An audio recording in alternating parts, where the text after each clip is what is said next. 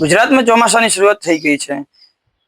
ચોમાસામાં તમારા પશુઓ શું ઓછો ખોરાક કરે છે, શું એ કાદવ કીચડમાં વધુ રહે છે, અથવા વારંવાર પશુને તાવ આવી જાય છે, અથવા એમના ખૂરમાં કઈ તકલીફ છે.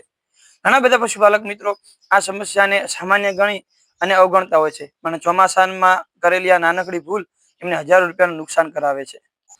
આજે હું તમને જણાવીશ પશુઓમાં થતા સામાન્ય રોગો, તેના લક્ષણો અને તેનાથી બચાવવાના વૈજ્ઞાનિક ઉપાયો. વિડીયો સંપૂર્ણ નિહાળો, જેથી જે બધી ટિપ્સનો ઉપયોગ તમારા પશુપાલનમાં મદદરૂપ થઈ શકે, અને છેલ્લી જે ટીપ છે એ તમારા પશુને ગંભીર બીમારીથી પણ બચાવવામાં મદદ કરી શકે છે.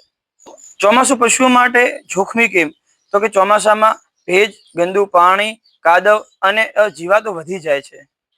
આ પરિસ્થિતિમાં બેક્ટેરિયા, વાયરસ અને પરોપજીવીઓ ઝડપી ફેલાય છે. જો પશુશાળા જ્યાં તમે પશુ બાંધતા હો એ ભીની રહે અથવા ત્યાં સ્વચ્છતા ના રહે તો પશુની રોગ પ્રતિકારક શક્તિમાં પણ ઘટી શકે છે. ચોમાસામાં સૌથી સામાન્ય રોગો એમાંથી એક છે ખુર સડવાનો રોગ. જેના લક્ષણો છે પશુ થોડું લબડતું ચાલે છે, લંગડાતું ચાલે છે, તેના ખૂરમાંથી દુર્ગંધ આવે છે, અથવા એના ખૂર વચ્ચે સોજો પણ આવી શકે છે. આ એના લક્ષણો છે. તો એના બચાવ માટે શું કરી શકાય? તો એના બચાવ માટે તમારે જે પશુને તમે જ્યાં બાંધતા હો એને સ્વચ્છ રાખવાનો પ્રયત્ન કરો. પશુને લાંબો સમય વરસાદના કારણે જો કોઈ વાડામાં રહેતા હોય પશુઓ, તો કાદવમાં લાંબો સમય ના રહે એનું ધ્યાન રાખો. અને સમયાંતરે પશુના જે ખૂર હોય છે, એની જે ખડીઓ હોય છે, એ પણ સાફ કરાવતા રહેવામાં આવે તો આ રોગથી બચી શકાય છે. બીજો એક સામાન્ય રોગ છે ચરમિયાનો કૃમિનો, જેને આપણે વોર્મ ઇન્ફેક્શન પણ કહી શકીએ. એનાથી બચવાના પણ ઘણા બધા ઉપાયો છે, એમાંથી હું તમને જણાવું છું. સૌથી પ્રથમ ચોમાસા પહેલા પશુનું ડીવર્મિંગ કરી લેવું જોઈએ. અને જો એવું રોગનો આ કૃમિનો જો રોગનો અંદાજ લાગતો હોય તો પશુ ચિકિત્સકની સલાહ મુજબ ફરીથી એનું ડીવર્મિંગ કરવું જોઈએ અને ગંદા પાણીથી એને બચાવવું જોઈએ. એક ત્રીજું સામાન્ય પશુઓમાં આવતી બીમારી છે ટીક અને જૂ. ટીક એટલે કે આ જે મસા હોય છે, જે પશુનું લોહી ચૂસે છે, અને જૂ તો બધાને ખબર જ છે. તો આ પણ પશુ માટે બહુ નુકસાનકારક છે. ચોમાસામાં ટીક અને જૂ ફેલાવાનો પ્રશ્ન જે છે એમની સંખ્યામાં બહુ વધારો થતો હોય છે. અને એના લક્ષણો છે પશુ વારંવાર ખડી દ્વારા અથવા પોતાના શિંગડાઓ દ્વારા શરીરમાં અલગ અલગ જગ્યાએ ખણતું હોય, ખંજવાળ થતી હોય, લોહીનું નબળું પડવું, એના શરીરનું નબળું પડવું, આ એના લક્ષણો છે.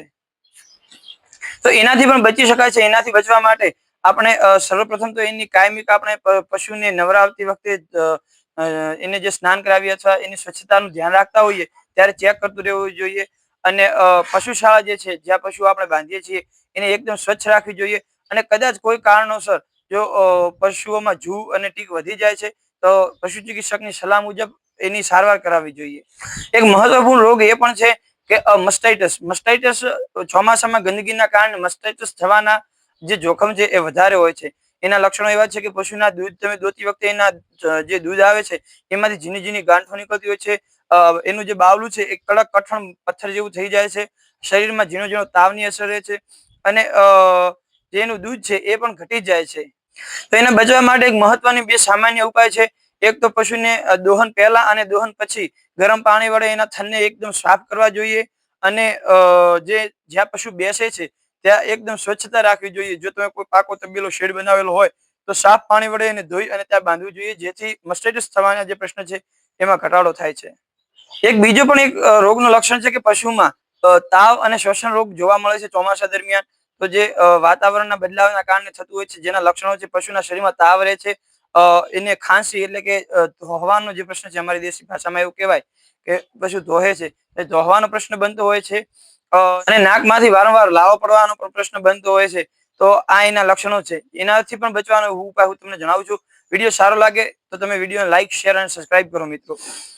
પશુને આ બધા રોગોથી બચાવવા માટે ખાસ હવા ઉજાસ વાળી જગ્યામાં બાંધવું જોઈએ. અને વરસાદના સમયે તેને તમે બારે ન બાંધી રાખો, વરસાદમાં એનો બચાવ થાય એવી રીતે બાંધો, જેથી જે ઓછું પલળે તો એના સ્વાસ્થ્યને તે ઓછું નુકસાન કરે.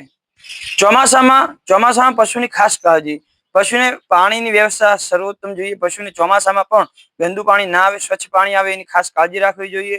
જેટલું સ્વચ્છ પાણી આપશો એટલું પશુને કૃમિનો જે રોગ થવાની જે શક્યતા છે એ ઓછી થઈ જાય છે. ખોરાકમાં પશુને સડેલો, ફૂગ લાગેલો કે ભીનો ખોરાક પશુને ના આપવો જોઈએ, જેથી જે કૃમિના ઈંડા હોય છે એ પશુના પેટમાં સીધા જતા નથી અને કૃમિ રોગ થવાનો પ્રશ્ન ઘટી જાય છે.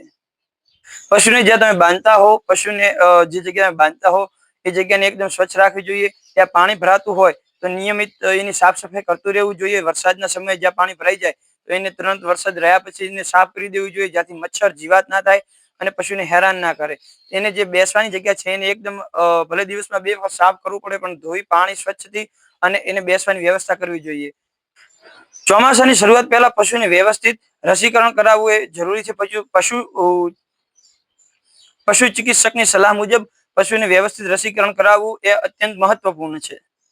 સૌથી મહત્વની ભૂલ, ઘણા પશુપાલક મિત્રો એવું કરતા હોય છે કે પશુ બીમાર થઈ જાય ત્યારબાદ દવા કરાવતા હોય, પણ ચોમાસુ ઋતુ એક એવી છે જેમાં સૌથી મહત્વપૂર્ણ છે કે પેલું કહેવત છે ને કે prevention is better than cure. આ નિયમનું પાલન કરવું જોઈએ કે પાણી પહેલા પાવ. આપણે ગુજરાતી ભાષામાં વાત કરું તો પાણી પહેલા પાવ. એને જેટલી સ્વચ્છતા રાખશો, રસીકરણ કરાવશો, ડીવર્મિંગ કરશો, એટલું ચોમાસામાં તમારું પશુ દૂધ ઓછું કાપશે અને બીમાર થવાના જે શક્યતા છે એ ઘટી જાય છે. જે પશુનો બાંધાનો શેડ છે એને સ્વચ્છ રાખવો, એને શુદ્ધ પાણી આપવું, એને નિયમિત પશુ ચિકિત્સકની સલાહ મુજબ રસીકરણ કરાવવું અને એનું ડીવર્મિંગ કરાવવું. આ નાના નાના પગલાઓથી ઘણા બધા રોગોથી બચી શકાય છે. મિત્રો, ચોમાસામાં થોડી સાવધાની રાખશો તો દૂધ ઉત્પાદન, પશુનું સ્વાસ્થ્ય અને તમારો નફો ત્રણેય જળવાઈ રહેશે. એમાં નુકસાન નહીં થાય અને થોડી કાળજી રાખવાની જરૂર છે. જો મિત્રો વિડીયો સારો લાગ્યો હોય તો આપણી ચેનલને લાઈક કરો, શેર કરો અને સબસ્ક્રાઇબ કરો. જય દ્વારકાધીશ. મિત્રો, એક મહત્વની વાત, આ વિડીયોમાં મેં ચોમાસાના નાના મોટા જે સામાન્ય રોગો છે એના વિશે વાત કરી છે. પશુના રોગો, એના ઉપાયો, એના વિશે પણ આગળ ઘણા વિડીયો લાવશું. પણ તમારા વિસ્તારમાં પશુઓને ચોમાસામાં તમે કયા મહત્વના રોગો થાય છે, ચોમાસામાં કઈ મહત્વની તકલીફ થાય છે, તમે કોમેન્ટ બોક્સમાં જરૂરથી જણાવજો. જય દ્વારકાધીશ.